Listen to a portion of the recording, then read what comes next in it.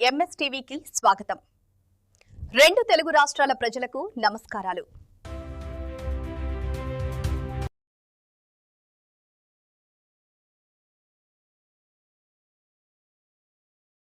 Media ఈరోజు welcome to MS media. ఈరోజు చిలుకూరు మరి కంచికచర్ల పక్కన జెడ్పీహెచ్ హై స్కూల్కి వచ్చాము. ఇక్కడ హెచ్ఎం గారితో కొన్ని విషయాలు మాట్లాడదాం. నమస్తే మేడం, చెప్పండి కొన్ని విషయాలు క్లుప్తంగా చెప్పగలుగుతారా? నిర్మలా వాణి అండి, జెడ్పీహెచ్ఎస్ స్కూల్ హెచ్ఎంగా నేను పనిచేస్తున్నాను. ఇక్కడ నేను సీనియర్ స్కూల్ అసిస్టెంట్ ఇంగ్లీషు, అయితే నేను సీనియర్ టీచర్ కాబట్టి హెచ్ఎంగా నేను ఇన్ఛార్జ్గా పనిచేస్తున్నాను. ఈ school ZPHS school 1 to 10 classes ఉన్నాయండి. సో స్కూల్ స్ట్రెంగ్త్ 207 అండి. ప్రతి క్లాస్కి మరి క్లాస్ రూమ్స్ అన్ని 2 క్యాంపస్లు, ఒక ప్రైమరీ బ్లాకు, ఒక హై స్కూల్ బ్లాకు, 2 బ్లాక్స్ ఉన్నాయండి. గవర్నమెంట్ ఈ స్కూల్ని ఎంతగానో డెవలప్ చేసి గ్రామాన్ని బాగా అభివృద్ధి చేస్తూ ఉన్నారు. దీన్ని ఇదివరకు ఈ గతంలో యూపీ స్కూల్గా ఉండేది, కానీ పిల్లలు ఎక్కువ అవటం వలన వాళ్ళు మరి ట్రాన్స్పోర్ట్ ఫెసిలిటీస్ వాళ్ళకి అందుబాటులో లేకపోవడం వలన దీన్ని జెడ్పీహెచ్ఎస్గా దాన్ని ప్రమోట్ చేయడం, అప్గ్రేడ్ చేయడం జరిగింది. సో గవర్నమెంట్ పిల్లల విషయంలో చాలా ప్రోత్సహించి వాళ్ళ యొక్క సదుపాయాల నిమిత్తము అన్నిటినీ అరేంజ్. చెప్పండి మేడం, మీ స్కూల్లో ఇన్ఫ్రాస్ట్రక్చర్ ఎక్విప్మెంట్ ఏ విధంగా ఉంది? జెడ్పీహెచ్ఎస్ చిలుకూరులో ఇన్ఫ్రాస్ట్రక్చర్ బాగుందండి. క్లాస్ రూమ్స్, ప్రతి క్లాస్కి ఒక క్లాస్ రూమ్ ఉంది, వాటర్ ఫెసిలిటీ ఉంది, బోర్ వాటర్ ఉంది. సో టాయిలెట్స్ రన్నింగ్ వాటర్ ఉన్నాయండి. సో అన్ని పిల్లలకి సౌకర్యవంతంగా ఉంది ఈ స్కూల్. టీచింగ్ మెథడ్స్ వెనకబడిన స్టూడెంట్స్కి ఏ విధంగా మీరు టీచ్ చేస్తున్నారు? పేరు శ్రీదేవి, నేను ఎస్ఏ హిందీకి పనిచేస్తున్నాను. ఇక్కడ 2019 నుంచి నేను ఈ స్కూల్లో వర్క్ చేస్తున్నానండి. చూస్తుండగానే ఫెసిలిటీస్ 1 by 1 ఇంప్రూవ్ అవుతూ వచ్చాయి. ప్రజెంట్ మా స్కూల్లో ఐఎఫ్పి ప్యానెల్స్ కూడా మేము యూజ్ చేస్తున్నాము.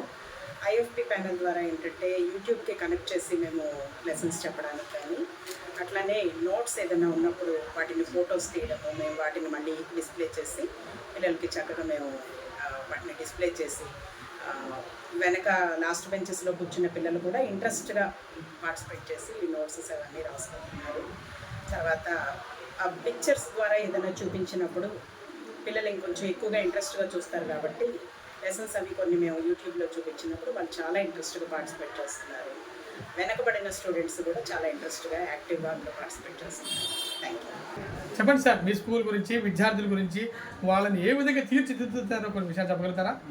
అప్గ్రేడ్ అయిన స్కూల్ అండి, హై స్కూల్గా మెల్లమెల్లగా ఒక్కొక్క ఫెసిలిటీ కల్పించుకుంటూ వస్తున్నాం. ఇప్పుడే పిల్లలు సఫిషియెంట్గా ఉన్నారు, ఇక్కడ ఎక్కువ మంది ఉన్నారని చెప్పేసి మాకు హై స్కూల్గా అప్గ్రేడ్ చేయడం జరిగింది. మేము ఇక్కడ హై స్కూల్కి కావాల్సిన అన్ని రకాల బోధనా పద్ధతుల్ని గవర్నమెంట్ చెప్పిన ప్రకారం, మా డిఈఓ గారు ఆదేశించిన ప్రకారం క్రమం తప్పకుండా నడుపుతున్నామండి. స్కూల్ రెడీనెస్ ప్రోగ్రామ్ కొద్ది రోజుల పాటు నడుపుతాము వాళ్ళకి.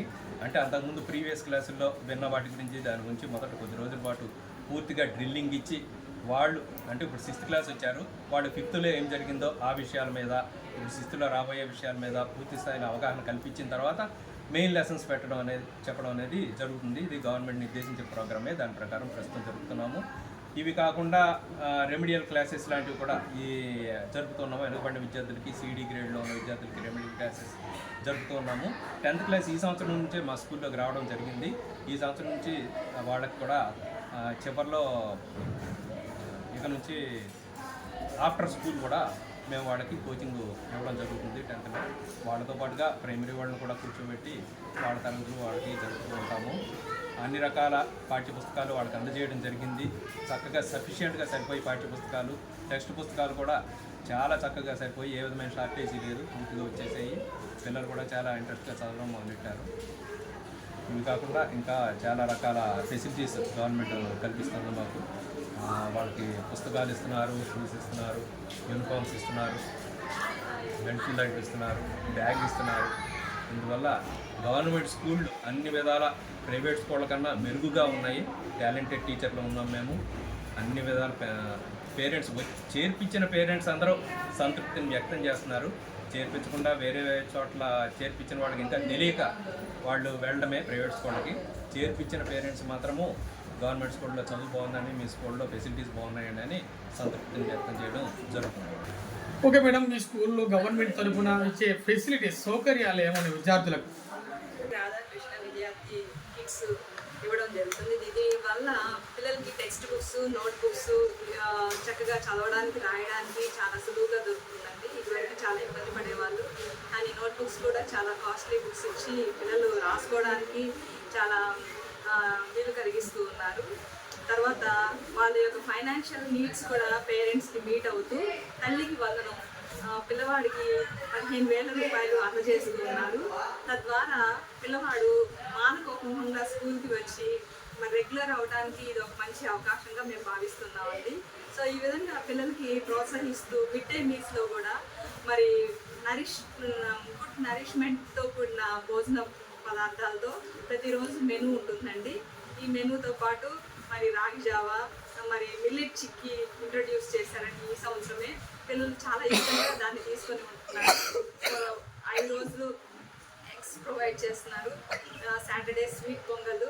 సో మెనూ కూడా చాలా హైలైట్ అవుతుందండి. పిల్లలు చాలా చివరిగా విద్యార్థుల తల్లిదండ్రులకు మీరు ఏమని విన్నపం చేస్తున్నారు సార్ మేడం? మేము విన్నపం చేసేది ఏంటి అని అంటే, గవర్నమెంట్ ఇంత ప్రయాసపడుతూ పిల్లల యొక్క ఫ్రీ ఎడ్యుకేషన్ నిమిత్తము, వాళ్ళ యొక్క ఆల్రౌండ్ డెవలప్మెంట్ కోసము, వాళ్ళ యొక్క హెల్త్ గురించి ఇంతగా ప్రయాసపడుతూ ఉంటే తల్లిదండ్రులు కూడా వాళ్ళు శ్రద్ధ తీసుకొని తమ పిల్లల్ని క్రమం తప్పకుండా స్కూల్కి పంపించి వారి పట్ల శ్రద్ధ వహించాలని కోరుకుంటున్నాము.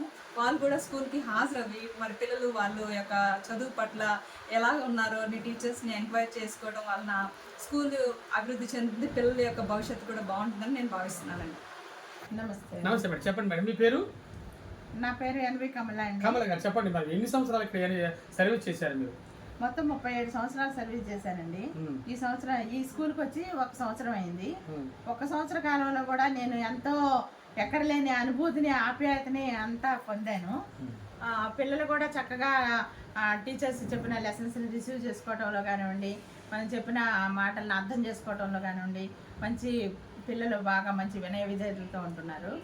కాకపోతే ఏంటంటే వాళ్ళ లాంగ్వేజ్ ప్రాబ్లము, రకరకాల పిల్లలు వచ్చి రకరకాల స్టేట్స్ నుంచి వచ్చి ఇక్కడ జాయిన్ అవ్వడం మూలంగా వాళ్ళ లాంగ్వేజ్లో కొంచెం ప్రాబ్లం రావడంతో మేము నేర్పేటువంటి ఎడ్యుకేషను కొంచెం ల్యాగ్ అవుతుంది అన్నమాట. అందులో ఆ లాంగ్వేజ్ని ముందు మన లాంగ్వేజ్లోకి తెచ్చుకోవడం, మన మాటల్లోకి మలుచుకోవడం, ఇవన్నీ చూస్తుంటే కొంచెం ల్యాగ్ అవుతుంది. అంతేగాని పిల్లలు కూడా మంచి తెలుగు గలవాళ్ళండి, చెప్పినట్టు అర్థం చేసుకుంటారు, మంచి ఎడ్యుకేషన్ నేర్చుకునేటువంటి పిల్లలే.